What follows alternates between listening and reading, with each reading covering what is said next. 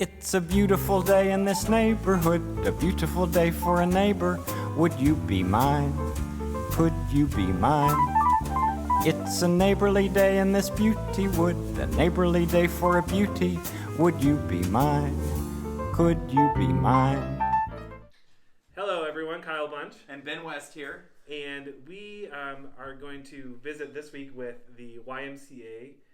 Really, we get to hear from the CEO of the greater region, but also what the Y is doing here in Wilsonville to support parents and families. We know that this has been a rough start to the school year for many families. It has been a tough time. It's been challenging to navigate the new school year and develop through and get kids develop through social learning and find the holes in their education and figure it out. Yeah, and the Y has revamped their whole programming.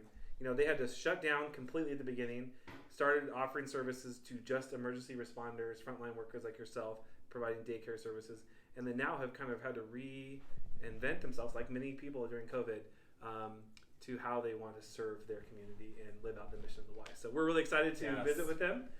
Let's head over and check out what they have to say. That'd be great. Hello everyone, Kyle Bunch here. I'm with Debbie Lau, good friend, longtime Wilsonville resident, Wilsonville realtor, and board member for the YMCA of Columbia-Willamette. And she's going to introduce us to our first guest today. So Tyler Wright joined the YMCA Columbia-Willamette almost a year ago. We still call him our new CEO, but he told me that's short-lived because November will be a year. Very energetic young man who has a heart for the YMCA, and he's going to tell you all about what the YMCA is doing in the region and specifically in Wilsonville. Well, I certainly appreciate the young man part. Thank you for that.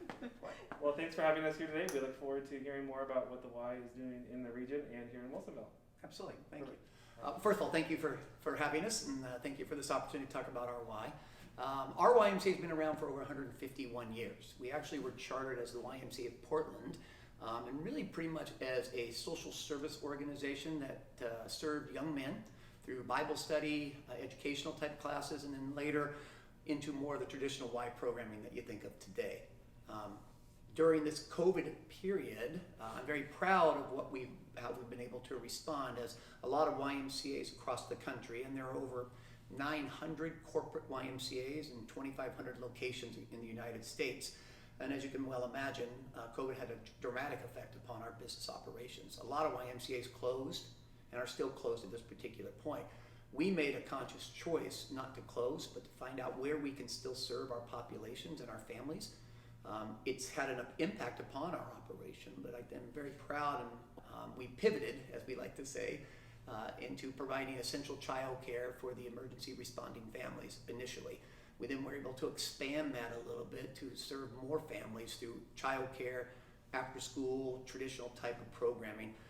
As summer began to approach, we then developed a new model for our summer day camp program using some of the historical, successful programming activities that we had done in the past, but then using the COVID protocols and some real creativity amongst the staff, we were able to actually develop a whole new type of activity for kids and served about another 450 kids. So during COVID, we've served anywhere between 400 families to close to 1,000 families just in this child care and or day camp model.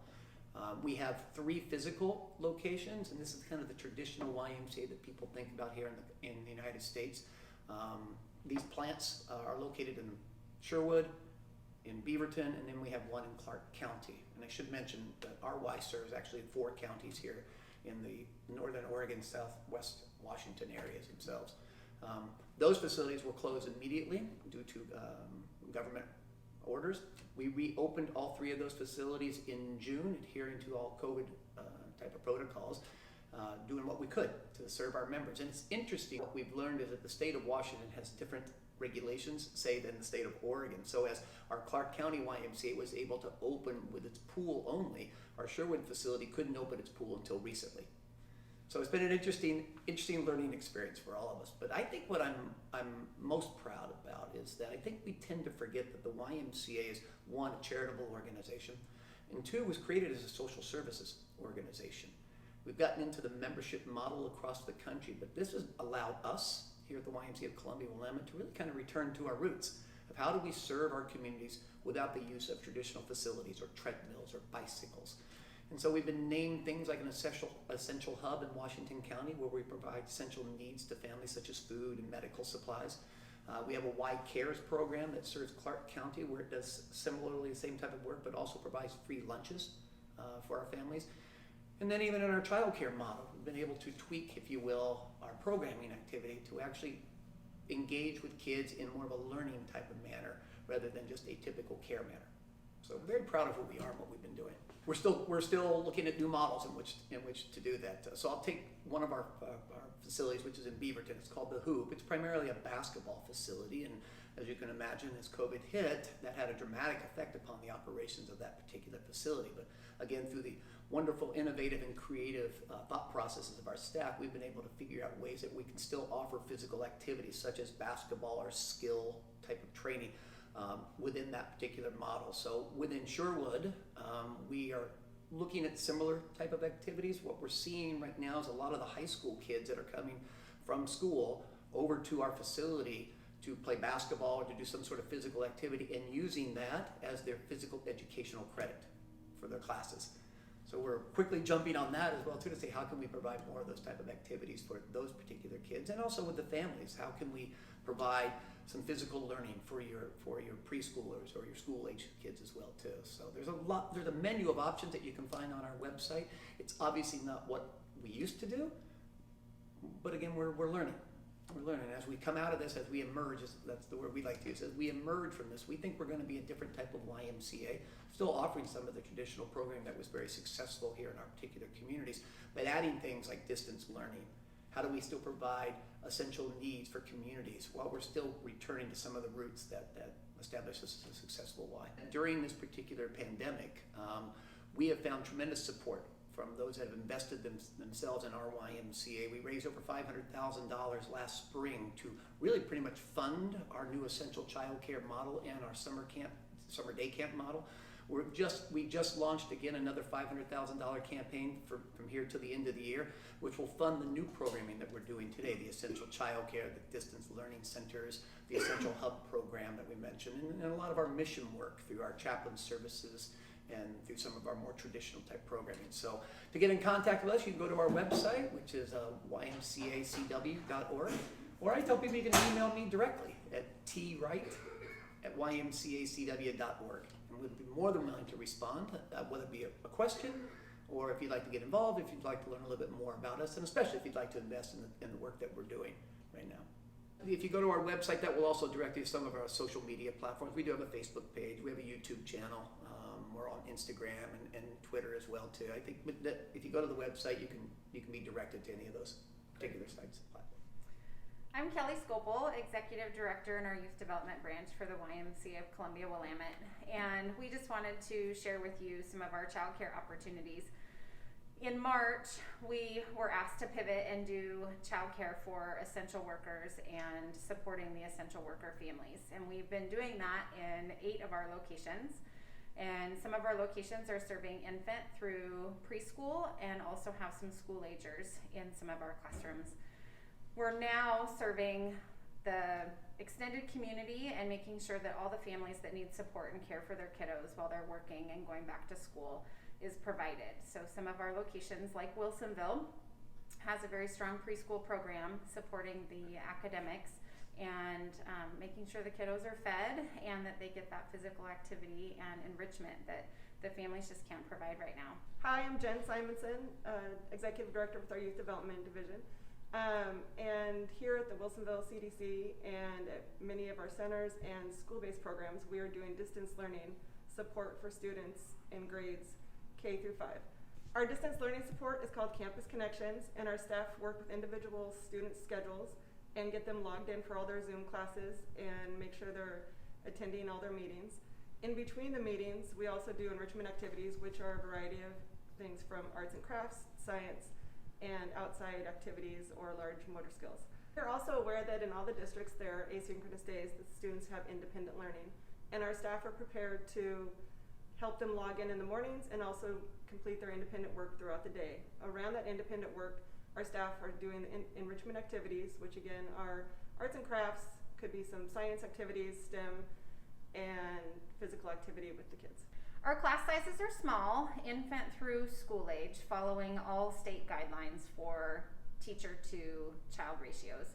We also are following all health and safety practices provided by the Early Learning Division and all the governor's orders on how to clean and prepare for COVID practices, making sure that your kiddos are in the safest environment possible. We're constantly making adjustments as new recommendations come down from the state. And at our Wilsonville Center, we still have space in both our preschool and school age programs.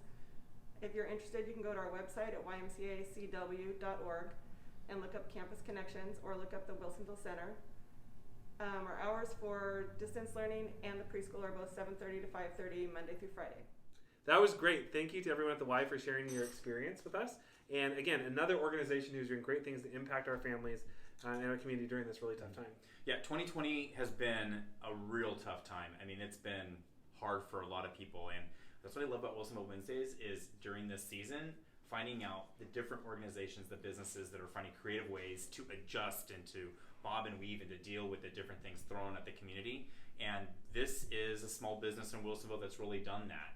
Now, our state representative, Courtney Neron, House District 26, with Colt Gill, who was the He's Oregon the state superintendent. The state superintendent for schools, is holding a forum on Zoom at 11 a.m. on Saturday. Yes. We will provide the link for you. Mm-hmm. And I know I'm not the only parent feeling pain points right now. Like, I am trying to be a homeschooler, a full-time nurse, a city councilor, a husband, like all the rest, right? This is a time that you can ask really tough questions and the type of probing questions that get creative answers. Share your experience at this town hall. Yeah. Tell your state representative what's going on.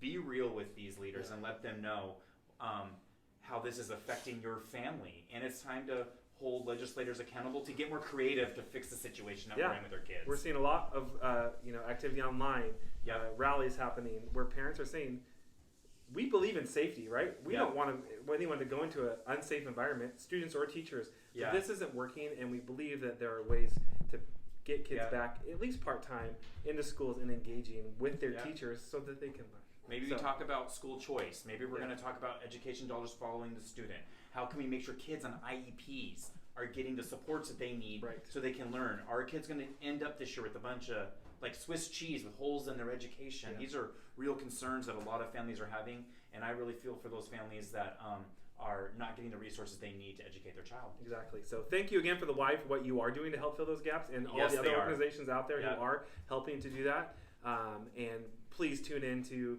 that session with Representative Neron and Colt Gill on Saturday at 11. Thanks for joining us this week. We, again, had a great episode. We really enjoyed our visit with the Y.